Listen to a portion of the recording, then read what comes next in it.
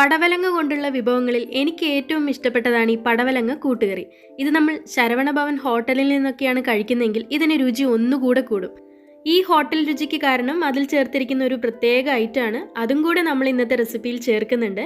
കൂട്ടുകറി ആയതുകൊണ്ട് തന്നെ ഇതിൽ എന്തൊക്കെയാണ് ചേർത്തിരിക്കുന്നത് നമുക്ക് പെട്ടെന്ന് കണ്ടുപിടിക്കാൻ പറ്റില്ല. അപ്പോൾ ഇതിൽ ചേർത്തിരിക്കുന്ന ഓരോ ഐറ്റവും കൃത്യമായ റേഷ്യോയിൽ ചേർത്താൽ മാത്രമേ നമുക്ക് നല്ല ടേസ്റ്റുള്ള പടവലങ്ങ കൂട്ടുകറി കിട്ടുള്ളൂ.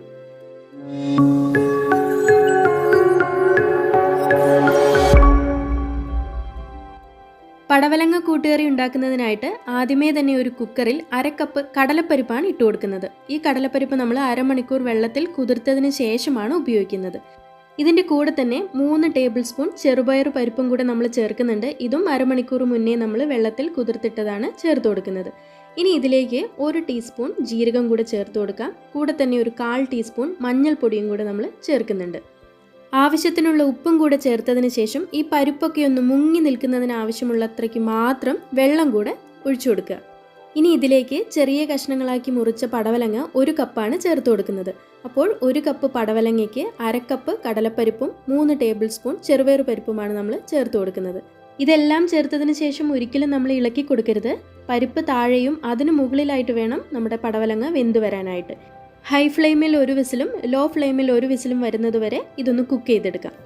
ഇനി ഈ കൂട്ടുകറിക്ക് നല്ലൊരു അരപ്പും കൂടെ ചേർക്കാനുണ്ട്. അതിനായിട്ടൊരു മിക്സിയുടെ ജാറിലേക്ക് 1/2 കപ്പ് തേങ്ങ ചിരകിയത് ചേർക്കുന്നുണ്ട്. 2 പച്ചമുളകും കൂടെ ചേർത്ത് കൊടുക്കുന്നുണ്ട്. എരിവ് കൂടുതൽ വേണമെങ്കിൽ കൂടുതൽ ചേർക്കാം. ഇതിൻ്റെ കൂടെ 3 ചുവന്നുള്ളി ചെറുതായി അരിഞ്ഞതും കൂടെ ചേർത്ത് കൊടുക്കുന്നുണ്ട്. ഇനി 1 ടീസ്പൂൺ ജീരകവും കൂടെ ചേർക്കാം. നല്ലൊരു മണത്തിനും രുചിക്കും വേണ്ടി അല്പം പെരിങ്കായത്തിൻ്റെ പൊടിയും കൂടെ ചേർത്ത് കൊടുക്കുന്നുണ്ട്. ഇനിയാണ് നമ്മൾ അടുത്ത സീക്രട്ട് ഇൻഗ്രീഡിയൻറ്റ് ചേർത്ത് കൊടുക്കുന്നത്. ഇത് മറ്റൊന്നുമല്ല, വറുത്ത അരിപ്പൊടിയാണ്. ഇതും കൂടെ ചേർക്കുമ്പോഴാണ് നമുക്ക് ഹോട്ടലിലെ ആ നല്ലൊരു രുചി കിട്ടുന്നത്. ഇനി ഇത് അരയ്ക്കുന്നതിന് ആവശ്യമായിട്ടുള്ള വെള്ളം മാത്രം ചേർത്ത് അധികം നൈസായിട്ട് അരയ്ക്കാതെ കുറച്ച് തരിതരിപ്പോടെ വേണം ഇത് അരച്ചെടുക്കാനായിട്ട്. ഈ സമയം കൊണ്ട് നമ്മുടെ പരിപ്പും പടവലങ്ങയൊക്കെ വെന്ത് വന്നിട്ടുണ്ട്. നമുക്ക് കുക്കറൊന്ന് തുറന്ന് നോക്കാം. ഇതെല്ലാം കറക്റ്റായിട്ട് വെന്തിട്ടുണ്ട്. ഒരുപാട് വെന്തുടയാതെ ഇതുപോലെ വേണം ഉണ്ടാകാനായിട്ട്.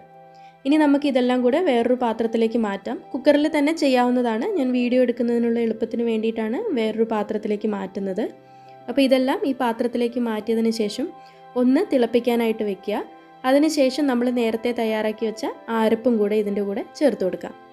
അരപ്പ് ചേർത്തതിന് ശേഷം മിക്സിയുടെ ജാറിലേക്ക് 1/4 കപ്പ് വെള്ളം ഒഴിച്ചതിന് ശേഷം അതും കൂടെ ഞാൻ ഈ കൂട്ടിലേക്ക് ഒഴിക്കുന്നുണ്ട്. അതല്ലാതെ നമ്മൾ മറ്റു വെള്ളമൊന്നും ചേർക്കേണ്ട ആവശ്യമില്ല. പിന്നെ ഈ കൂട്ടുകറിക്ക് ഒരുപാട് തേങ്ങ ചേർത്താലും ടേസ്റ്റ് ഉണ്ടാവില്ല. 1/2 കപ്പ് തേങ്ങ മാത്രം ചേർത്ത് വേണം അരച്ചെടുക്കാനായിട്ട്. തേങ്ങ ചേർത്തതിന് ശേഷം ഒരുപാട് നേരം നമ്മൾ തിളപ്പിച്ചെടുക്കേണ്ട ആവശ്യമില്ല. പക്ഷേ ആ കൂട്ടുകറിയുടെ ഒരു കൺസിസ്റ്റൻസി വരുന്നത് വരയ്ക്കും നമ്മളൊന്ന് കുറുക്കിയെടുക്കണം. ഒരുപാട് വെള്ളം ഉണ്ടാവുന്നത് ഇതിനത്ര നന്നായിട്ടുണ്ടാവില്ല. പിന്നെ ഈ ഒരു കളറാണ് എനിക്കിഷ്ടം. നിങ്ങൾക്ക് കുറച്ചും കൂടെ മഞ്ഞ നിറം വേണമെങ്കിൽ കുറച്ചും കൂടെ മഞ്ഞൾപ്പൊടി ഈ സമയത്ത് ചേർത്ത് കൊടുക്കാം. പിന്നെ ഈ സമയത്താണ് നമ്മൾ ഈ കൂട്ടുകറിയുടെ ഉപ്പൊക്കെ ഒന്ന് ചെക്ക് ചെയ്ത് വേണമെങ്കിൽ ഇട്ട് കൊടുക്കാം. ഇവിടെ നമ്മുടെ കൂട്ടുകറി ആവശ്യത്തിന് കുറുകി വന്നിട്ടുണ്ട്. ഇനി ഇത് തണുത്ത് വരുമ്പോൾ ഒന്നും കൂടെ കുറുകാനുണ്ട്. അപ്പോൾ അതുകൊണ്ട് നമ്മളിപ്പോൾ തന്നെ ഫ്ലെയിം ഓഫ് ചെയ്യാണ്. ഇനി ഇതിലേക്ക് നല്ലൊരു താളിപ്പും കൂടെ ചേർക്കാനുണ്ട്.